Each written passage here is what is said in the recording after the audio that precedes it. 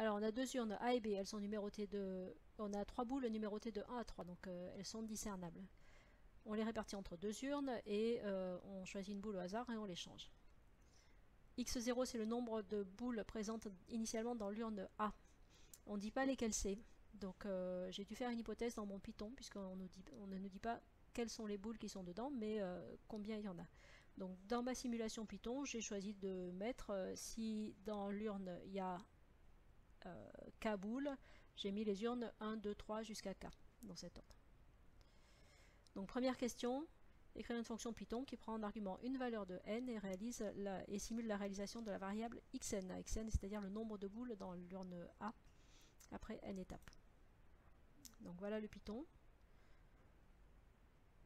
J'ai défini ma variable. C'est une bonne pratique de toujours commenter les paramètres. Donc n, c'est le nombre d'étapes. Donc on calcule xn dans cette fonction. On choisit x0 au hasard entre 0 et 3. N'oubliez pas que pour avoir un entier entre 0 et 3, il faut mettre 0 et 3. C'est la seule exception dans Python, qui d'habitude ne prend pas le dernier nombre. Donc dans mon urne, regardez comment j'ai choisi de faire mon urne, vous avez peut-être fait d'autres choix. Je mets des 1 ou des 2 suivant pour indiquer si la boule se trouve dans l'urne 1 ou dans l'urne 2. Je les ai appelés 1 et 2 plutôt que A et B, c'est plus pratique en Python. Donc x0 qui a été calculé ici, je fais 1 fois x0, ce qui va me donner une liste de 1, une liste qui contient x0, 1. Et ici une liste de 2, une liste qui contient 3 moins x0, 2, puisque j'ai au total 3 boules. Et le plus ici, c'est la concaténation, donc j'aurai une série de 1, puis une série de 2. J'ai fait un exemple ici, j'ai écrit print urne pour la montrer. La première, donc c'est toujours au hasard, hein, et la première, enfin sur cet exemple-là, j'ai obtenu 1, 2, 2. Donc ça veut dire que x0 avait pris la valeur 1, l'entier au hasard entre 0 et 3 valait 1, et j'ai eu 1, 1 et 2, 2. Donc voilà urne. Ensuite, je fais n étapes de permutation, je n'ai pas besoin de nommer ma variable. Je choisis la boule que je vais échanger. Donc j'ai choisi J. Alors il y avait deux possibilités pour J, soit c'est le numéro de la boule et ça doit être entre 1 et 3 d'après l'énoncé, soit c'est l'endroit où ça se trouve dans la liste et vous savez que c'est numéroté à partir de 0. Donc j'ai choisi de faire en sorte que J soit le numéro de colonne dans urne, ce qui fait que J est un entier entre 0 et 2. Donc 0 correspond à la boule 1, 1 à la boule 2 et 2 à la boule 3.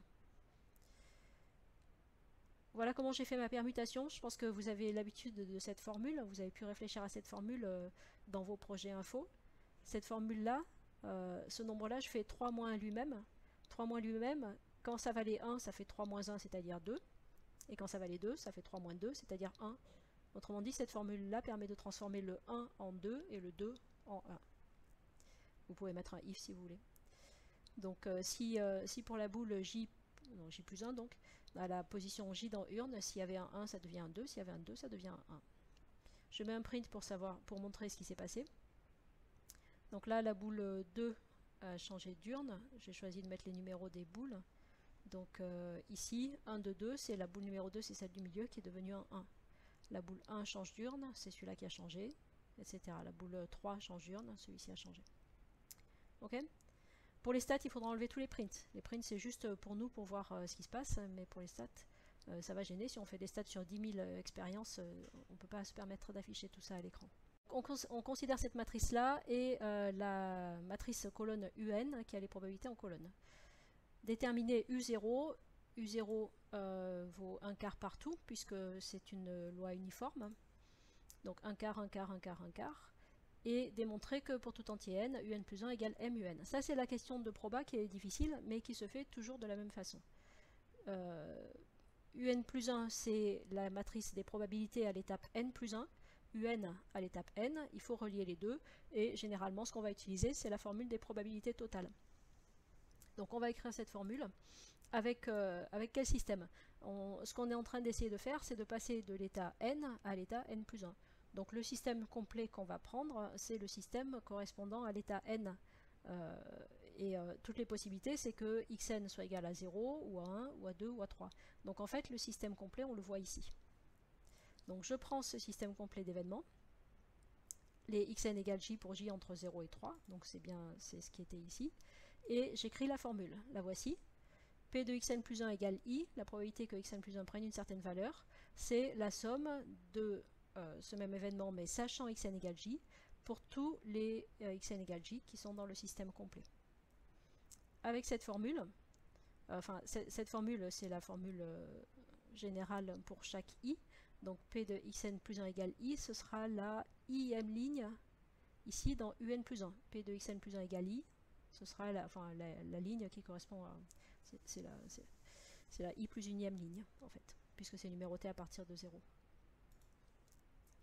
Donc il n'y a plus qu'à déterminer ces probabilités, puisque là on voit apparaître un produit matriciel. Vous voyez, P de xn plus 1 égale i, c'est une somme de produits. Donc ça va correspondre au fait de faire le produit qui nous est donné. Hein. On nous dit que c'est MUN qu'il faut faire.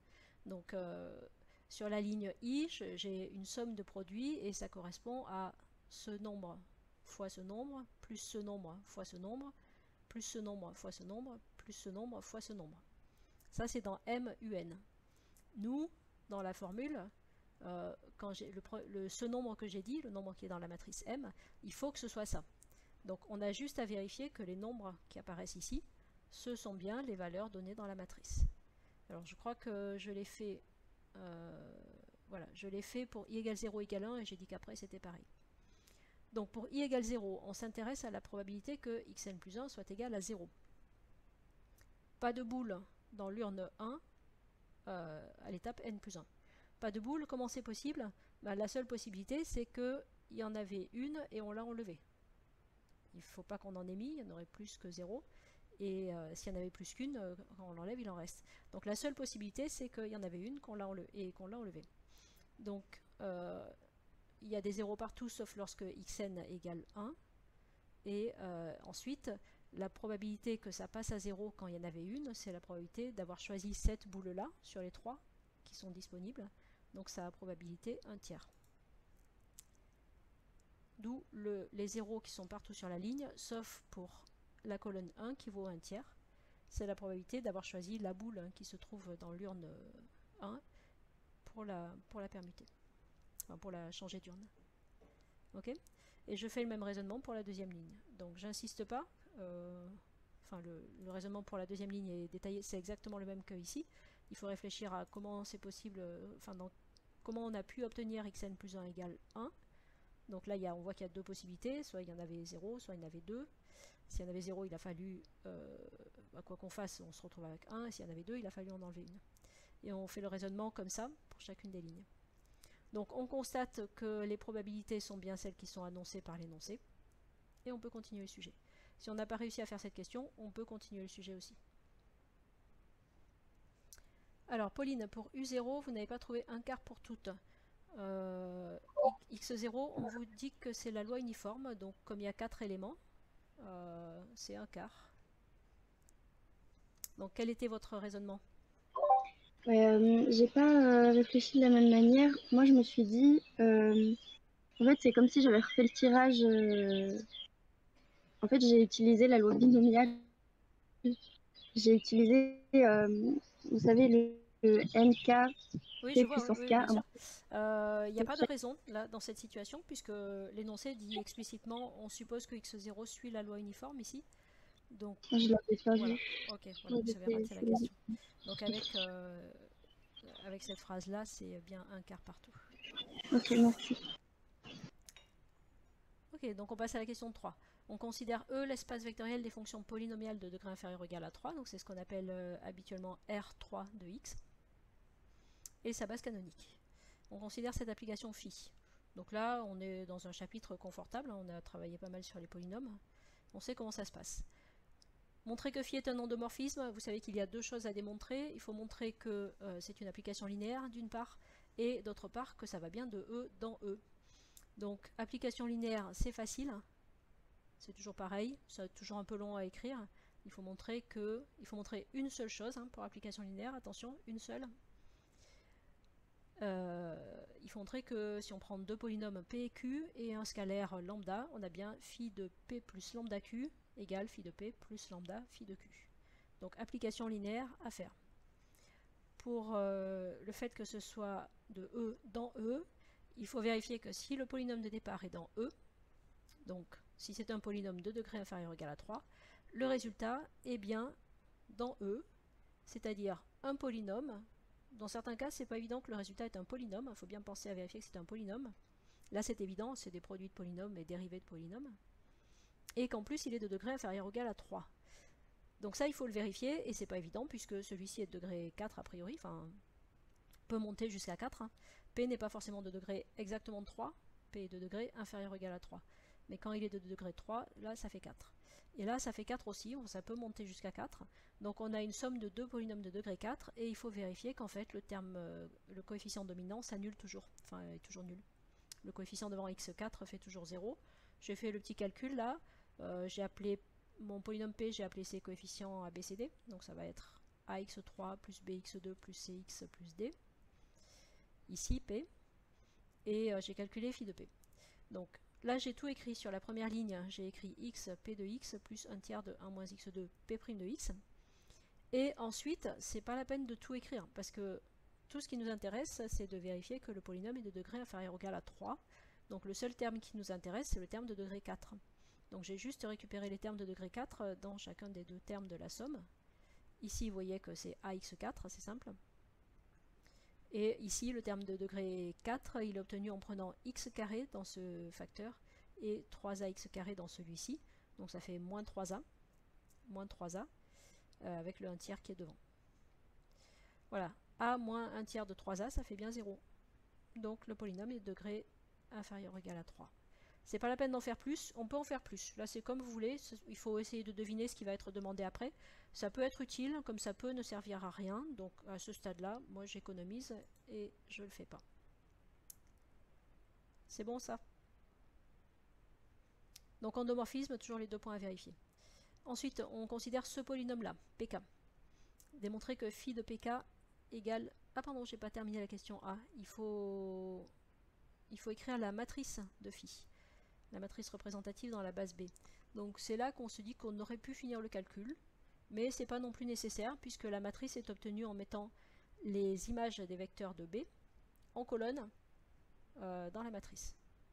Donc soit on finit le calcul pour tout P et on applique à 1x, x2, x3, soit on le finit pas et on calcule directement phi de 1, phi de x, phi de x2, phi de x3, ce que j'ai trouvé plus simple sur le coup, donc c'est ce que j'ai fait. J'ai calculé ici phi de 1, phi de x, phi de x2 et phi de x3. Et voilà les résultats que j'ai obtenus, après une petite simplification. Donc si on met tout ça en colonne, pour phi de 1, il y a le coefficient constant, il y a un 0. Le coefficient devant x, il y a un 1. Et ensuite devant x2, il y a un 0. Et devant x2, il y a un 0. x3, devant x3, il y a un 0. Donc ça me fait dans l'ordre en partant du constant, hein, puisque l'ordre de la base, c'est 1 d'abord. Donc en partant du coefficient constant, ça va me faire 0, 1, 0, 0. Et du coup, sur la matrice, j'aurai sur la première colonne 0, 1, 0, 0. Et on voit que ça correspond. Et pour les autres, on vérifie que ça correspond aussi. Donc ça marche. Donc la matrice de phi, c'est M. Ensuite, calculer phi de pk. Alors là c'est pareil, on a deux possibilités puisqu'on vient de calculer la matrice. Soit on calcule les coordonnées de pk dans la base canonique et on fait le produit matriciel de m par les coordonnées qu'on a trouvées. Et là on se dit, ouais, il y a quand même des puissances à développer, on n'a pas super envie de faire ça. L'autre possibilité c'est peut-être d'utiliser directement la formule qui est là. Donc peut-être dans cette situation, utiliser la matrice n'est pas le plus pratique. Je ne me rappelle plus ce que j'ai fait, je pense que j'ai utilisé la formule qui est là, donc phi de pk, ça va faire x pk plus 1 tiers de 1 moins x2 p'k. Voilà, c'est ce que j'ai choisi effectivement. Alors, vous pouvez tout développer, hein, mais on va essayer de simplifier un peu. Et ce qu'on remarque, c'est que la réponse est donnée, et la réponse fait intervenir pk. Du coup, j'ai envie qu'il apparaisse pk. Alors, comment faire apparaître pk là-dedans? La petite astuce, c'est de remarquer que 1 moins x carré, c'est 1 moins x fois 1 plus x. 1 moins x fois 1 plus x, ça tombe bien. Ça tombe bien parce que c'est ce qu'on veut dans pk. Il y a du bruit chez moi, je vérifie que vous ne l'entendez pas. Dites-moi si vous entendez c'est le mixeur, je crois. Donc, si ça gêne, j'irai... donc, phi de pk. Voilà, j'ai remplacé le 1 moins x2 par 1 moins x, 1 plus x. Ok, merci. Et voilà ce que ça donne. C'est lourd, je suppose que vous l'avez fait. Et ça, c'est lourd. Voilà. Ça marche bien. Ça permet de factoriser facilement. Parce que sinon, avec les puissances, c'est compliqué. Ça m'a permis de faire phi de pk général. Vous avez peut-être fait phi de p0, phi de p1, phi de p2, phi de p3. Séparément. C'est possible aussi. C'est quand même assez lourd. Hein. C'est pas dit que ce soit plus efficace que de calculer phi de p0, etc. C'est bon? Dites-moi si vous avez réussi cette question 3B. Hop, je mets 3B, vous mettez un petit pouce si vous l'avez réussi. Montrez que phi de pk est bien égal à ceci. Ça, c'était un peu de calcul.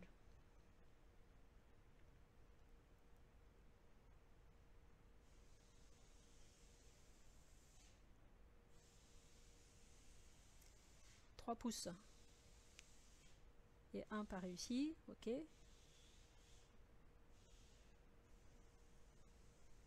Pas réussi ou pas arrivé ici peut-être. Donc dites-moi si vous avez eu des difficultés, si vous voyez toujours pas comment c'est... Enfin, c'est ici, hein, mais c'est vrai que c'est lourd. Voilà, c'est un peu lourd. Et à l'écrit avec le stress... Donc ceux qui n'ont pas réussi, vous aviez... Est-ce que vous avez essayé quelque chose? Enfin, je vais... ouais, dites-moi si vous avez essayé pas réussi, si vous ne voyez pas du tout comment faire. Est-ce que vous avez fait phi de P0, P1, P2, P3 séparément, ou est-ce que vous avez essayé de le faire directement avec K? Ouais, tout développer, c'est pas simple parce que il y a des coefficients binomiaux. Alors ce sont des petites puissances, donc ça va pas très très loin, mais ce sont quand même des coefficients binomiaux.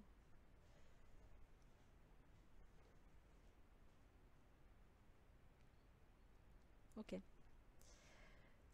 Alors je continue, donc c'était la 3b, on a phi de pk égale ça. Alors là, à ce stade-là, il faut se dire, on est quand même content, on a trouvé un vecteur propre. Hein. Phi de pk, donc l'application linéaire appliquée à ce polynôme qui est un vecteur, est multiple du vecteur lui-même. Donc on a des vecteurs propres là.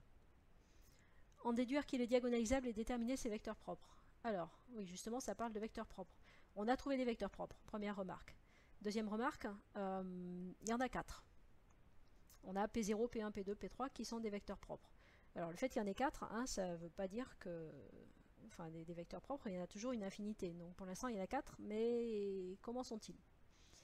Donc on va regarder les valeurs propres. Et là, ça c'est bien, parce qu'on voit que lorsque K change, les valeurs propres changent, et ça va donner 4 valeurs propres distinctes. On va les calculer pour être sûr. Pour K égale 0, ça fait 1. Pour K égale 1, 1 moins 2 tiers, ça fait moins 1 tiers. Pour K égale 2 et pour K égale 3, donc j'ai dû les écrire quelque part.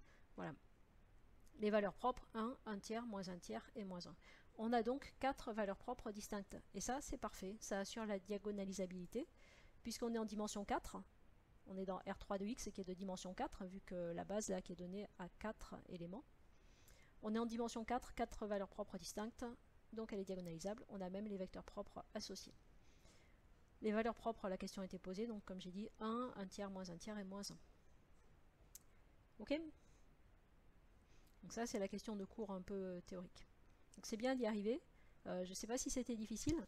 La difficulté, si c'était juste des vecteurs dans l'espace géométrique habituel, vous n'auriez pas de difficulté. La difficulté, elle est du fait que ce sont des polynômes. Donc il faut bien repérer que ce sont des vecteurs propres en fait. Les vecteurs de notre espace, ce sont les polynômes. Ensuite, on considère ce polynôme Q. Les coordonnées dans la base B, bah, 1 quart, 1 quart, 1 quart, 1 quart. Hein, la base B, alors j'ai montré, ce que j'ai montré avec ma flèche, je l'ai fait à l'envers. C'est le premier 1 quart, c'est celui-ci. 1 quart. Donc on cherche les coefficients selon les vecteurs de la base B, et le vecteur de la base B c'est 1 d'abord, 1, x, x2, x3. Donc 1 quart pour celui-ci, 1 quart pour celui-ci, 1 quart, 1 quart. Quel vecteur retrouve-t-on? C'est le vecteur u0 du début qui avait des x0, pardon. x0 du début qui avait des 1 quart partout. Je me demande si j'ai pas écrit u0. On retrouve le vecteur u0, donc je corrige, je note de corriger plutôt. C'est x0.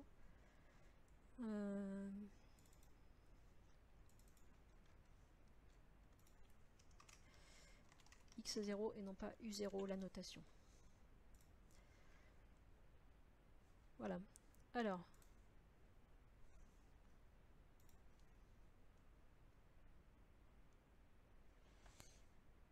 vous étiez passé à côté des vecteurs, c'est ça? Du fait que ce sont des vecteurs propres? Ok. Donc on a retrouvé le vecteur x0 du début. Ensuite, montrer que phi n de q est égal à ceci. Donc là, ça, je pense que c'est une question qui est vraiment trop difficile. Il aurait fallu donner une indication, à moins que j'ai pas vu un truc. Pour faire ceci, enfin, il faut vraiment beaucoup de recul pour comprendre qu'on a diagonalisé la matrice, ici. On a une nouvelle base de vecteurs propres, et dans cette base-là, le calcul est beaucoup plus facile. Et donc pour le faire pour Q, il faut trouver les coordonnées de Q dans cette base P0, P1, P2, P3.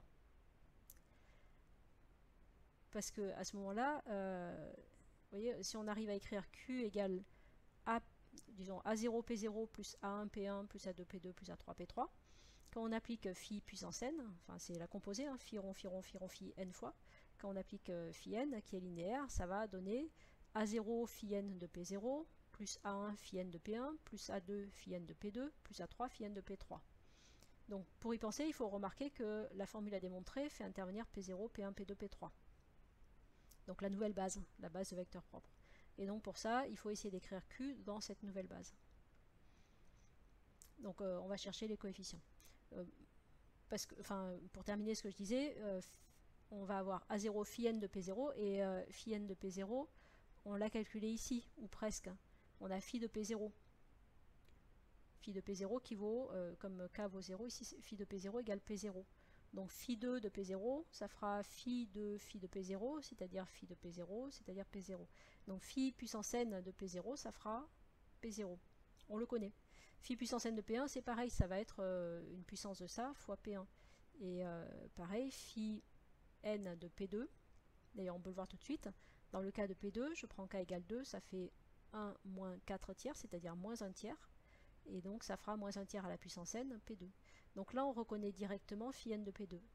Tout ça pour dire qu'en voyant ça, on peut avoir l'idée de chercher les coordonnées de Q dans la base P0, P1, P2, P3.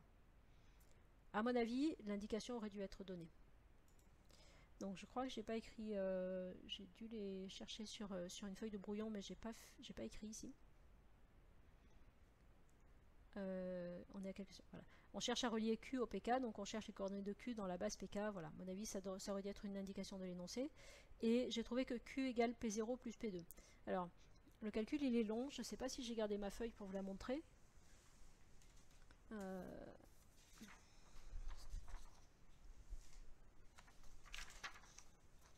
Donc, il faut que je...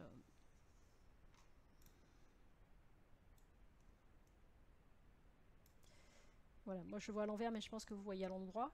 Donc c'est une petite page de calcul, j'insiste pas là-dessus. C'est pas forcément la chose à faire. Ah, j'arrive plus à déplacer mon écran, j'ai trop agrandi. Non, c'est qu'il n'est pas sélectionné.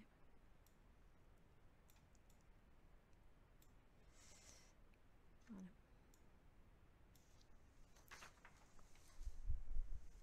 Alors, en tout cas, bon, à l'écrit, l'indication sera donnée. Pour l'oral, on peut imaginer que l'examinateur l'a fait. Au vu du résultat, ça peut peut-être se deviner. Donc, ce que vous pouvez essayer de faire, c'est d'écrire P0, P1, P2, P3. Et en fait, vous l'avez peut-être déjà fait. C'est possible que j'ai voulu faire trop général ici. Peut-être que la plupart des candidats auraient écrit P0, ce que c'est exactement P0. P0, K vaut 0. Donc ici, ça fait 0, ici, ça fait 3. Donc P0, ça fait 1/8 de x plus 1 au cube. On peut le développer. 1/8 de x au cube plus 3x2 plus 3x plus 1. P1, P2, P3, on peut les écrire explicitement. Et peut-être qu'on peut remarquer qu'en faisant P0 plus P2, ça donne des coefficients identiques partout ici. Ce qui permet de retomber sur Q. Donc en tout cas, il faut se débrouiller pour obtenir que Q est égal à P0 plus P2. En plus, on peut le deviner. Vu la formule qu'on doit démontrer, on peut deviner que c'est simplement une fois P0 plus une fois P2. puisqu'il apparaît le 1 puissance n et le moins 1 tiers puissance n qui viennent d'ici. Ok pour ça? Donc une fois, je laisse le texte, ce sera sur le drive. Hein. Voilà. Donc après, une fois qu'on a Q égale P0 plus P2, on écrit phi n de Q qui vaut phi n de P0 plus phi n de P2. Et pour P0, c'était ceci. Pour P2, c'était ceci avec K égale 2. Et donc phi n de P2 moins 1 tiers puissance n fois P2.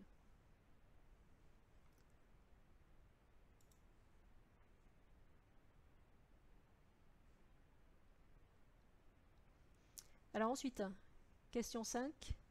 S'il n'y a pas de question, je passe à la 5. Donc, ces limites. Donc, ce sont les limites du terme UN qui est là. J'ai dit une bêtise tout à l'heure, le vecteur c'est bien U0, il n'y a pas de.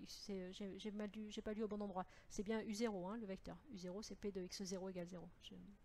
Ouais, c'est bon dans mon corrigé. Donc ce sont les coordonnées de UN, ce sont les coefficients de UN. Donc il s'agit de calculer UN. Alors comme UN plus 1 est égal à M UN par une récurrence immédiate, UN va être égal à M puissance N U0.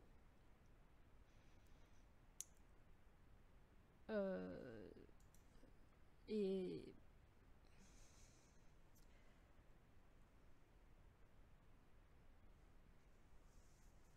voilà. Alors U0, oui, U0 ce sont les. Donc c'est M, c'est phi. En termes d'application linéaire, c'est phi n du vecteur dont les coordonnées sont celles de U0, 1 quart, 1 quart, 1 quart, 1 quart. C'est phi n de 1 quart, 1 quart, 1 quart, 1 quart, les 1 quart correspondant à des coordonnées dans la base canonique. Or, il se trouve que ce vecteur Q, enfin c'est le vecteur Q, donc c'est le vecteur Q qui a pour coordonnées 1 quart, 1 quart, 1 quart, 1 quart. Donc on s'intéresse à phi n de Q. Or, phi n de Q, on l'a ici. Même si c'est phi n de Q, je veux dire, le phi n de Q ne dépend pas des coordonnées. Pour le calculer, on a utilisé des coordonnées dans une autre base, hein, la base de vecteurs propres, mais ça reste le vecteur phi n de Q. Donc phi n de Q, on l'a obtenu ici, et on voit que quand n tend vers plus l'infini, ceci tend vers 0, parce que c'est moins 1 tiers, c'est plus petit que 1 en valeur absolue, donc ça tend vers 0. Donc ce terme tend vers 0, donc le vecteur phi n de Q tend vers P0. Et donc, Mn, comment dire ça, c'est UN. Hein, UN, ce sont les coordonnées dans la base canonique de phi n de Q. Donc ces coordonnées, elles vont tendre vers les coordonnées dans la base canonique de P0. Donc ce P0, il a pour coordonnées 1/8 facteur de 1, 3, 3, 1, d'accord, avec k égale 0 ici, et ici donc c'est une puissance 3. Donc le vecteur limite, ça va être celui qui a pour coordonnées 1/8 facteur de 1, 3, 3, 1. Parce que c'est phi n de Q. Parce que c'est la limite de phi n de Q. Ok. Donc ce calcul on a fait une diagonalisation, on a fait des calculs dans une autre base qui était plus simple. C'est ça qu'il faut comprendre, ce passage de l'une à l'autre. Mais xn égale 0, xn égale 1, enfin ces probabilités, ce sont les coordonnées dans la base initiale, la base canonique. Donc il faut y revenir. Donc ça donne le vecteur qui est ici. Voilà. Donc 1/8, le 1/8 qui est en facteur de 1, 3, 3, 1, c'est le développement de ça, d'accord? C'est P0. C'est juste P0. Avec k égale 0. Donc j'ai répondu à la question. Ces limites, donc celle-ci c'est donc 1/8, celle-ci c'est 3/8, celle-ci c'est 3/8 et celle-ci c'est 1/8. Oui, Emma, allez-y. Pour la B, 4B, allez-y.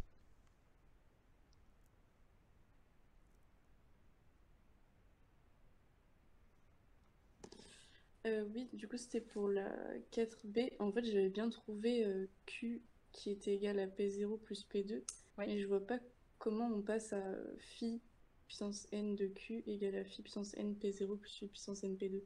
Alors, phi est une application linéaire, donc sans le n, phi de Q, ça fera phi de P0 plus phi de P2. Oui.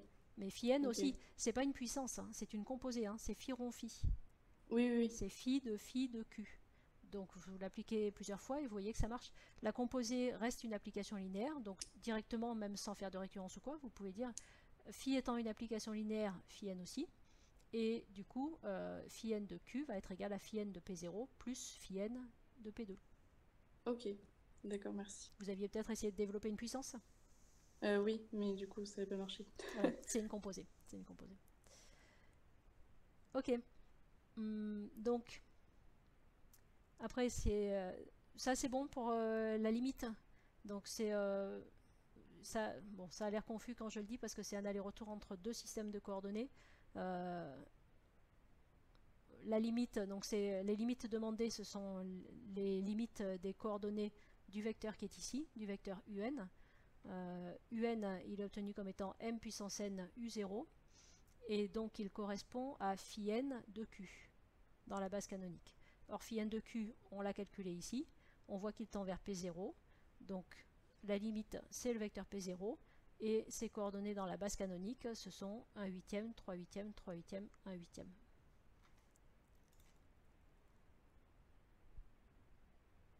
Donc phi n de q c'est un.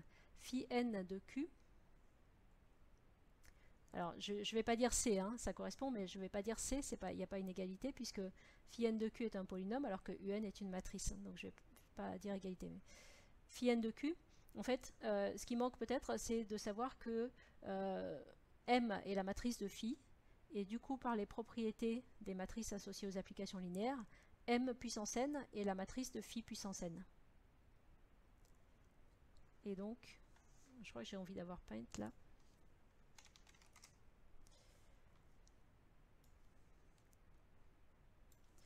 Donc on considère phi n de q. On sait que m est la matrice de phi. C'est pas une égalité, hein, c'est une correspondance. La matrice m sert à calculer l'application linéaire phi. On a vu dans les propriétés des matrices associées aux applications linéaires que du coup mn sera la matrice de phi n. Donc ça représente pas, enfin ici c'est une puissance alors que ici c'est une composition. Il faut essayer de ne pas faire trop la confusion, mais ça se correspond et c'est pour ça qu'on fait la confusion en fait. Ce phi n qui est ici, et ça correspond à la question de tout à l'heure, c'est phi rond phi n fois. Et alors que la puissance n ici c'est m fois m fois m, c'est vraiment une puissance de matrice. Donc phi n de q aura pour matrice, ça c'est un vecteur, hein, phi n est une application linéaire, elle a pour matrice m puissance n, le vecteur phi n de q, il aura pour matrice m puissance n fois la matrice de q.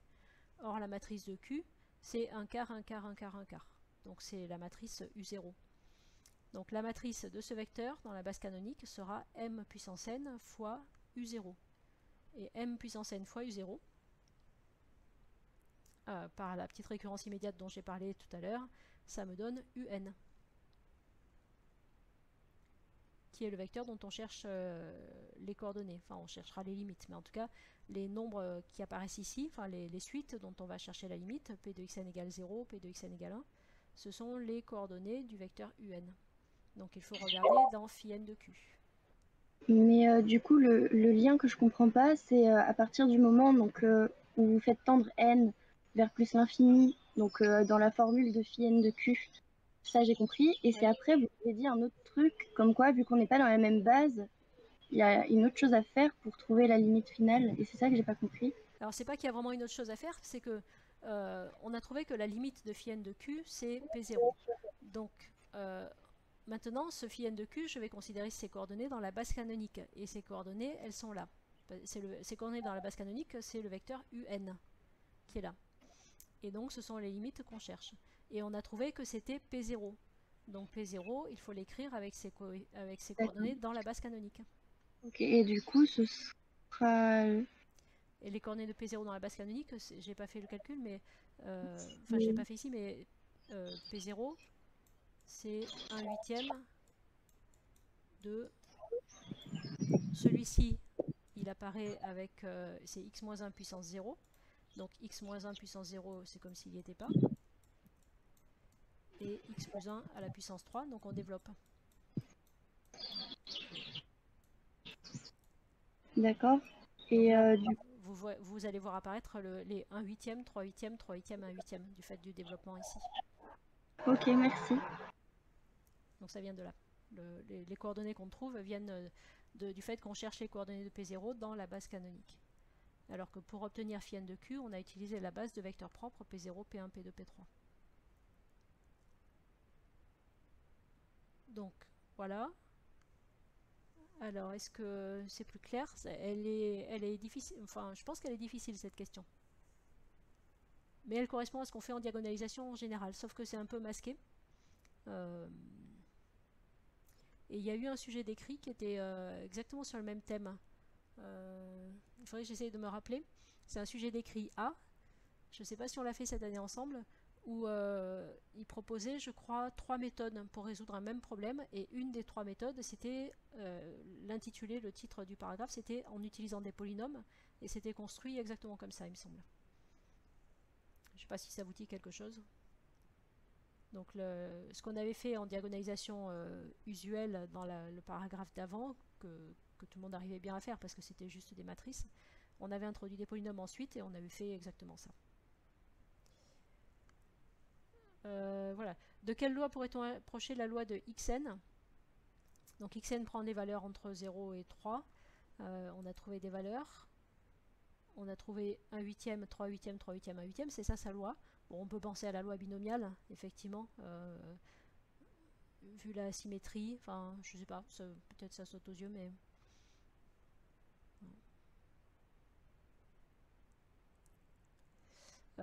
aussi, oui, du fait que P0 a été obtenu en développant une puissance, et donc, quand on développe une puissance, on voit apparaître les i parmi 3, c'est 1, 3, 3, 1, ce sont des i parmi 3 déjà, donc le i parmi 3 de la loi binomiale, on l'a. Et ensuite, il y a un huitième devant. Alors, un huitième, on est embêté parce que pour la loi binomiale, il faut P puissance I, 1 moins P puissance 3 moins I, ici, si on veut. Enfin, K moins, N moins I ou 3 moins I si on devine que ça va être 3. Enfin, on a déjà le 3 ici.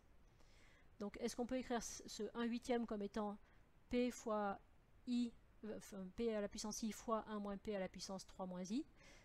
Vu que c'est un huitième et que I n'intervient pas, on l'a déjà vu, enfin, c'est un truc remarquable avec P égale 1,5. Quand on prend P égale 1,5, il se trouve que 1 moins P est égal à 1,5 aussi. Et du coup, les deux termes se mélangent et le I et le moins I se compensent. Et ça marche.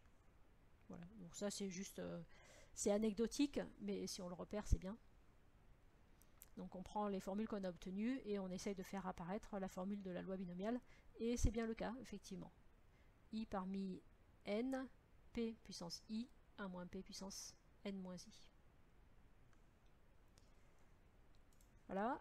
Et dernière question, vérifier le résultat de la question précédente à l'aide d'une simulation informatique. Donc j'ai fait la fonction loi qui va répéter un grand nombre de fois, grand N fois, l'appel à la fonction xn.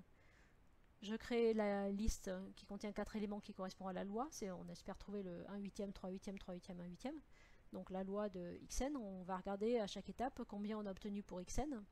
C'est soit 0, soit 1, soit 2, soit 3. Et à cet endroit-là, on ajoute 1 sur n, qui est la proportion de fois correspondante, sur grand N expérience. Et voilà ce qu'on obtient, on renvoie L, et on obtient ceci comme loi. Alors au niveau des nombres qui sont là, je ne suis pas capable de dire facilement si c'est 1 huitième, 3 huitièmes, 3 huitièmes, 1 huitième, donc je les fais afficher. 0,125, c'est pas loin. 0,375, c'est pas loin. Il y en a un plus grand, un plus petit. Et 0,125, c'est pas loin non plus. Donc effectivement,